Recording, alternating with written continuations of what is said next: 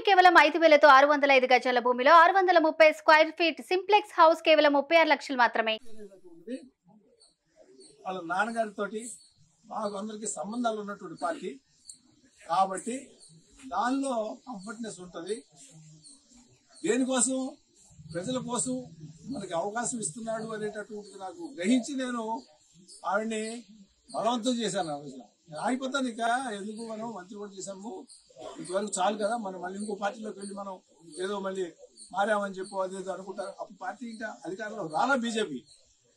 నేను గట్టిగా ఫోర్స్ చేసి ఆవిడ్ని లేదు ఉండాల్సిందే అని చెప్పి ఆ రోజు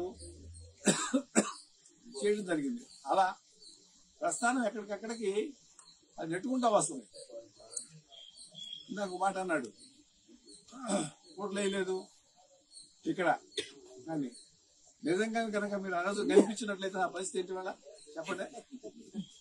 అవగా ఎత్తుకునేవాడినా అవగా ఎత్తుకునే తిరిగేవాడినా కరెక్ట్ కదా. మరి ఎవరు చేశారు ఇది? మీరు కాదు, కొంత చేశాడు. నా మంచి కోరి చేశాడు. నన్ను నా వ్యక్తిత్వాన్ని గుర్తించి దాన్ని నిలబెట్టడానికి భగవంతుడు ఆయన వెనక నిలబడి ఇంకోటి చెబుతా. ఆ తర్వాత జగన్ పిలిపించి అబ్బాయి ఎమ్మెల్సీ చేసి మంత్రి చేస్తాను అని చెప్పాడు 2 నెలలకి ఓడిపోయిన తర్వాత. కానీ అది ఉండటం సాధ్యం కాలేదు.